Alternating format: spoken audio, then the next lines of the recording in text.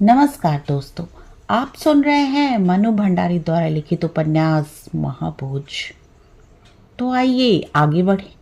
ऐसी घटनाएं घटी और पुलिस ठीक ठीक पता ना लगा पाए तो मतलब क्या हुआ पुलिस का।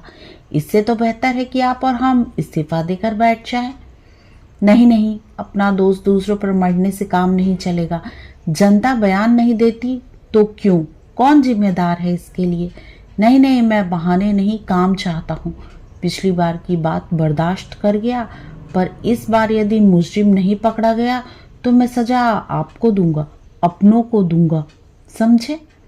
हाँ, ये हुई ना कुछ बात। अच्छा, तुम एक काम करो, कल शाम को फाइल लेकर मेरे पास आओ। मैं खुद देखूंगा। इन छोटी छोटी बातों को लेकर गांव वालों में तनाव हो, ये ठीक नहीं। 3-4 दिन में मैं भी जा रहा हूँ वहाँ। बात करूंगा लोगों से।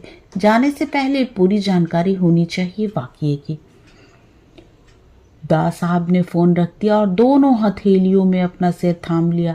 लगा जैसे किसी गहरी चिंता में डूब गए हों। दत्ता बाबू बेचारे इस दौरान अजीब से पेशोपेश में बैठे रहे।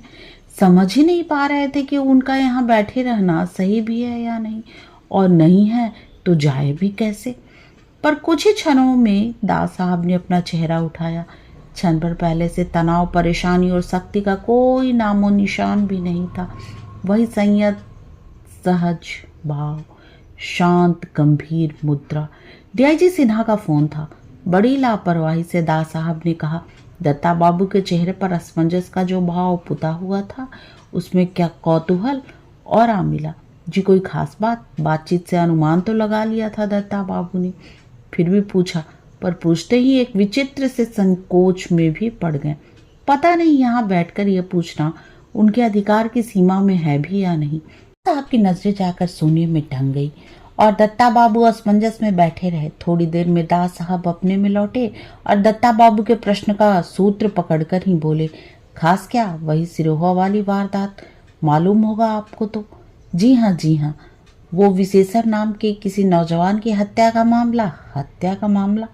चुभती सी नजर से देखा दास साहब ने तो दत्ता बाबू बीच में ही थम गए। हत्या के प्रमाण मिल गए आपको? सख्त सी आवाज में पूछा दास साहब ने। नहीं, वो वहां के लोग नहीं, विरोधी पार्टी के लोग। यही तो कह रहे हैं डीआईजी कि घटना वाले दिन के सारे बयानों से नतीजा कुछ ऐसा निकल रहा है कि लड़की ने आत्महत्या की है, और सुकुल बाबू के लोग दूसरे दिन से ही वहां चिल्लाते फिर रहे हैं कि हमें इस हत्या का जवाब चाहिए। अभी कोई घंटा भर पहले सभा करके धुआंधार भाषण दे दिया सुकुल बाबू ने। पुलिस की रिपोर्ट आई नहीं, उनकी रिपोर्ट आ गई। दत्ता बाबू थोड़े असहज हो चले।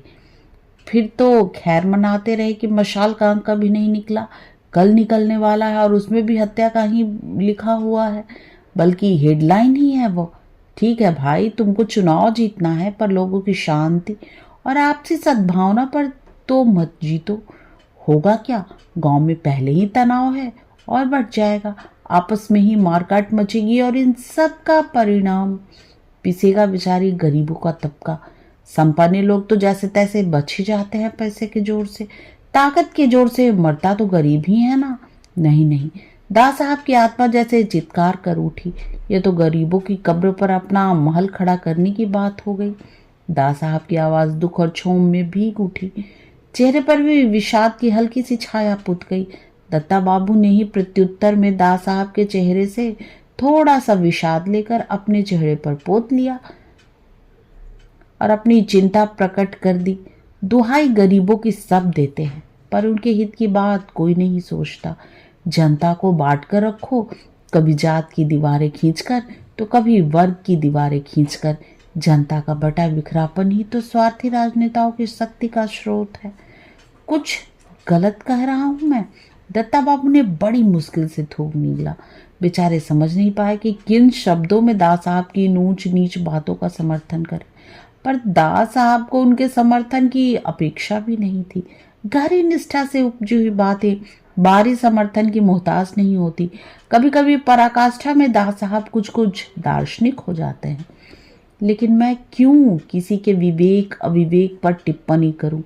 बस अपने कर्तव्य पर चल सकूं और अपनी आत्मा की आवाज को कभी अनसुना न करूं, यही बहुत है मेरे लिए।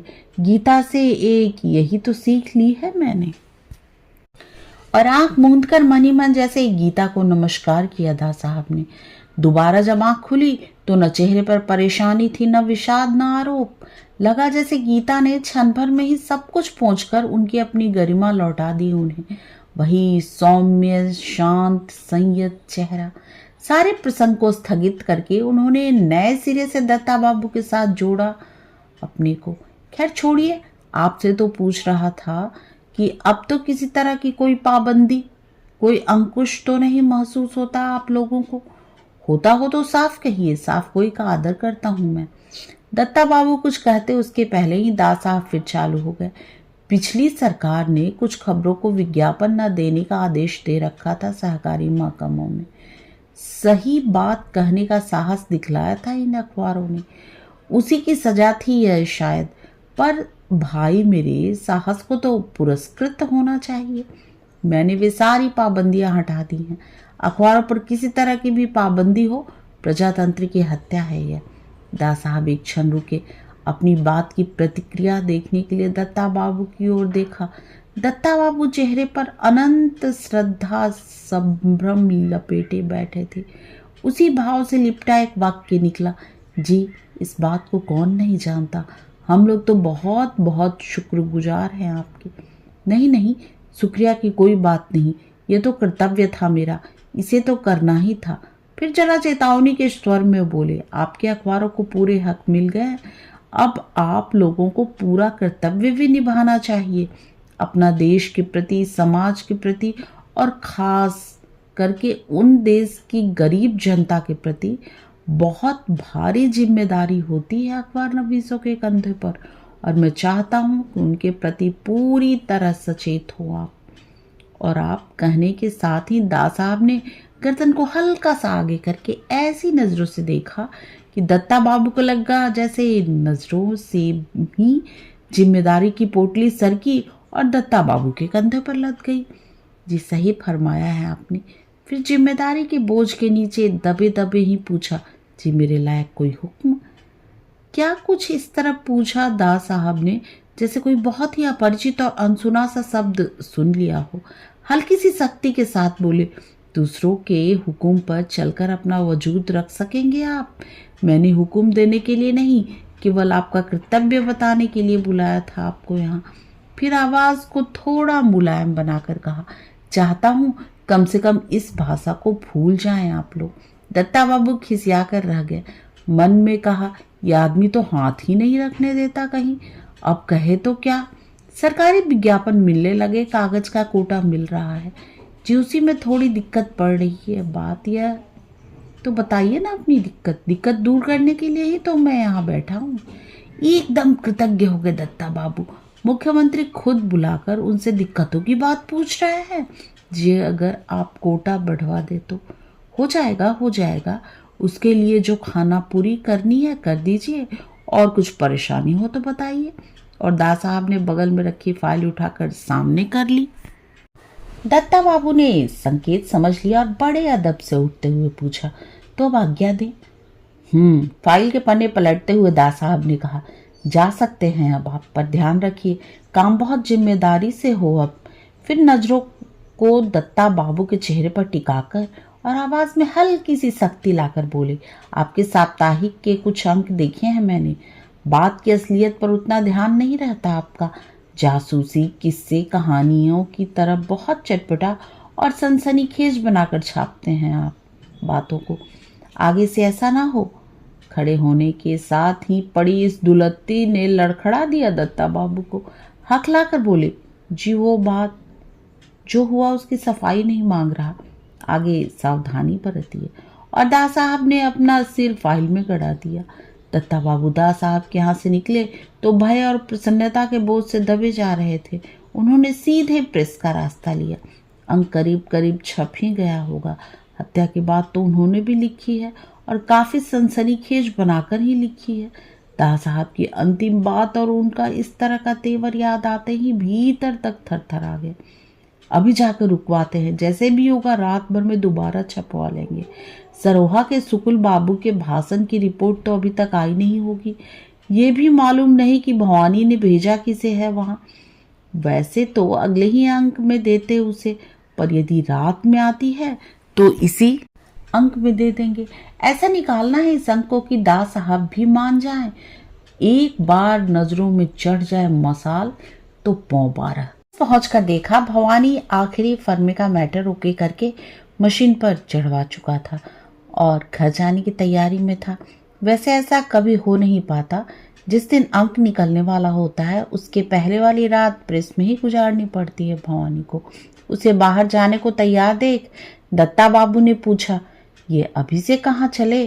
भवानी ने तुरंत जेब से सिनेमा के 3 पास निकालकर मेज पर फैला दिए और हंसकर कहा, आप 9 बजे के बाद का समय भवानी ने अपने नाम कर लिया है।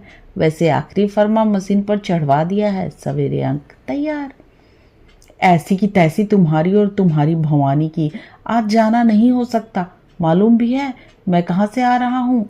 दत्ता बाबू ने कंधा दबाकर खड़े हुए भवानी को फिर कुर्सी में धांस दिया।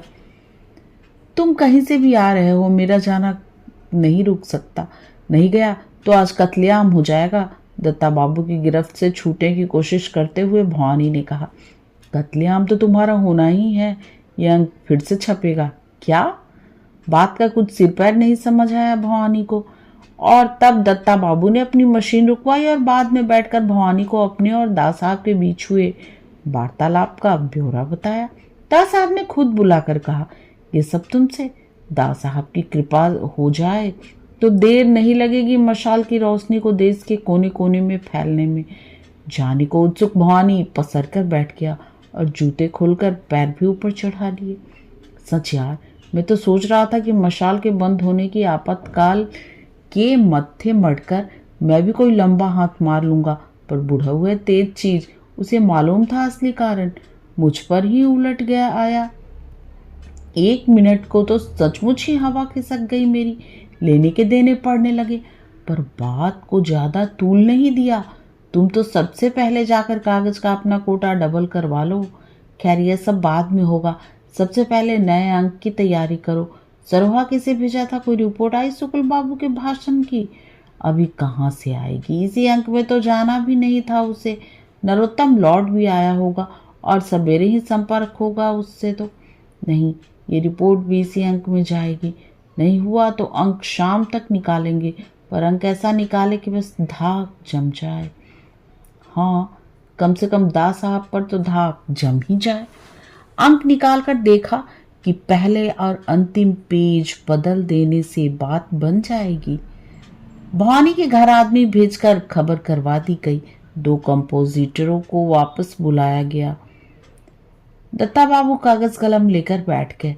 रोज ही कागज रंगने वाले के लिए भी लिखना इतने संकट का काम हो सकता है, ये पहली बार महसूस किया दत्ता बाबू ने। बाएं हाथ से कुछ भी घसीट देने वाले दत्ता बाबू जिम्मेदारी के बोझ के नीचे कुछ ऐसे दबे कि कलम ही कुंठित हो गई उनकी। 2 लाइनें लिखते और 4 लाइनें काटते। आज के लिए बस इतना ही। तब तक के लिए आज्ञा दीजिए और हाँ, चैनल को लाइक शेयर और सब्सक्राइब करना ना भूलें।